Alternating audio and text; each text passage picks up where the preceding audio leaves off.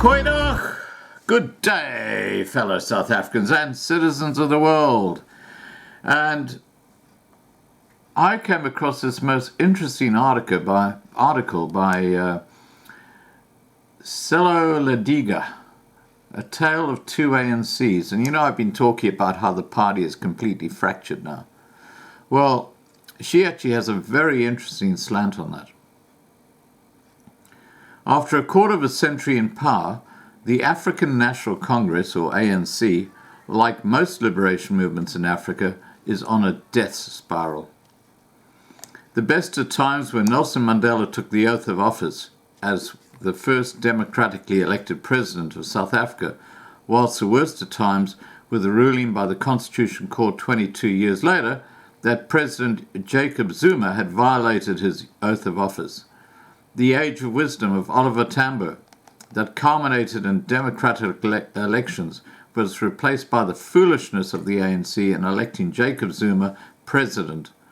The dawn of democracy was a spring of hope, while the mass looting of state resources represents a winter of despair. Today, 25 years later, the ANC came into power. South Africa is broken, unstable, and broke. And let me just say something here, that it's interesting that Johan Rupert talked about the Arab Spring. That's the one season that isn't referred to there. We know what the Arab Spring is. It's a civil war. Oliver Tambo's glorious movement that launched a heroic struggle against apartheid stands today as the greatest threat to the people of South Africa. The factional battles that began after Mandela's presidency have destroyed the Party of Liberation. Money, the roots of all evil, has conquered the current leaders of the organization. Under the ruinous presidency of Zuma, the state has succumbed to corruption and looting on an industrial scale as the IMF beckons to rescue a collapsing economy.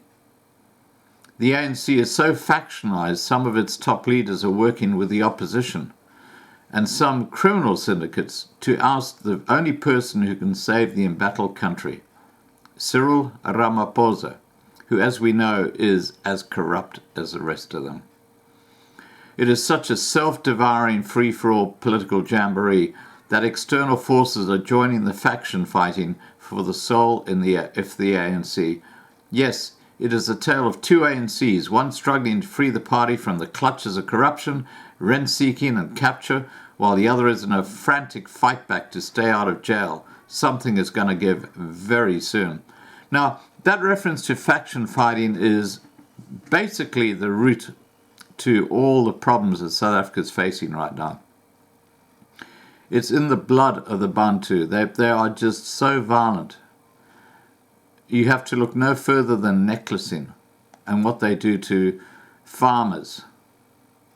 You know, when they do a farm invasion, it's beyond belief. You know, the savagery is beyond belief. To refresh your memory about the Reserve Bank episode, it took Cyril Ramaphosa 4 days to calm the markets after his party secretary general had done the damage with his quantitative easing pronouncement. Prior to that, the finance minister and ANC economic transformation head had publicly contradicted the secretary general of the ruling party. In obvious expiration, the governor of the Reserve Bank charged that the barbarians are at the gate of the central bank. That was the week when the factional battles inside the ruling party spilled into the national economy, causing serious damage immediately. How is it possible that comrades who attend the same meetings can differ so fundamentally about the content of the resolution adopted?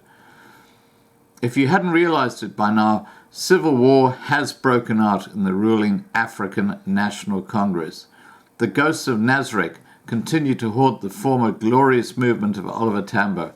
The remnants of the Zuma patronage network that Joel Netchinchechi characterized as the beneficiaries of corruption and state capture fired the first salvos after the 2019 general election, in which the citizens of South Africa and Parliament have confirmed Ramaphosa as President of South Africa and Commander-in-Chief of the Armed Forces. According to Ace Magashule and Company, the powers bestowed upon the president constitutionally belong not to Ramaphosa, the president, but the ruling party that the president belongs to. Every time Ramaphosa takes a decision in running the country, he has to remember that Luthuli House is the strategic center to which he reports, and that is Ace Magashule. Ramaphosa must always run back to Magashule at Luthuli House to get his ideological orders on a regular basis. That he is the president of all the people of South Africa counts for nothing. With the implications of the Nasrec resolutions as his key performance indicators, Ramaphosa is constantly reminded by Magashule, overtly and covertly, that failure to implement the Nasrec resolutions will lead to a fate worse than that which befell Thabo Mbeki and Zuma. The narrative is that no matter how imperfect the resolutions are and how detrimental they may be to the economy, their implementation is not negotiable. To sober you up, remember that the resolutions and questions were adopted by 2% of the ANC membership in a highly contested conference whose membership is less than 1 million. These resolutions are mechanically imposed on 58 million South Africans. This is the essence of democracy in a country with the best constitution in the world. The ANC constitution is more important than the Republic of South Africa. Recent developments in the ANC and the country are worrisome. Magashule appears to be leading a total onslaught against the president. Not only has he asked his supporters not to sing songs in praise of Ramaphosa, he has contradicted the party chief Fikile Mbalula that without the Ramaphosa effect, the ruling party would have lost the 2019 elections. The public expression of hatred between comrades has blown to smithereens any myth of unity in the embattled party.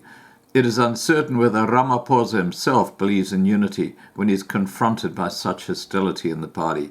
Let us not be naive about it. Civil war inside the ANC will impact negatively on the stability of South Africa, as the Reserve Bank episode has demonstrated.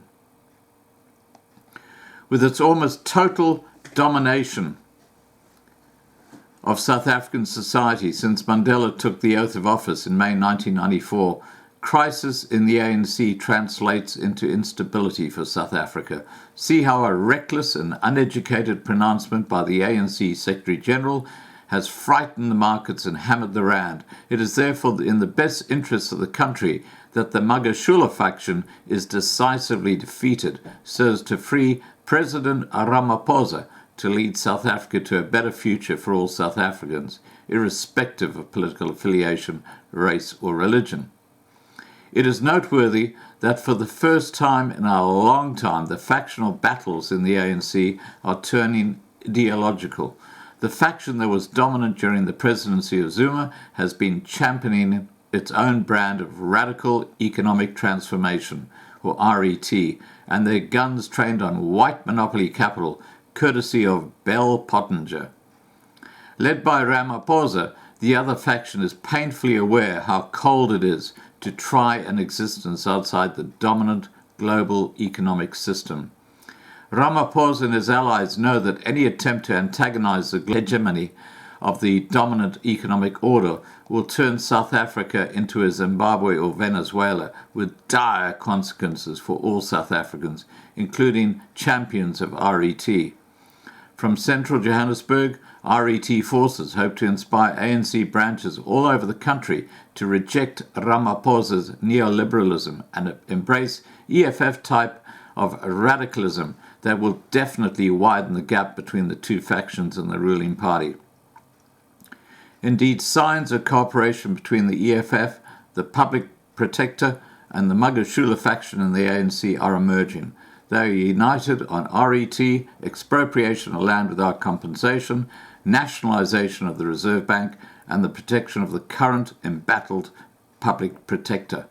The Magashule faction of the ANC is already looking for allies outside the alliance as it confronts its adversaries inside the party. President Ramaphosa is on the ropes for his indiscretions in the Bosasa scandal. His internal enemies have tasted blood. This does not augur well for the ruling party in South Africa. In my view, the two factions are finding it increasingly difficult to coexist in the same party. The broad church is facing its greatest challenge since 1912. Next year, the party holds its midterm National General Council, and I can see blood on the floor.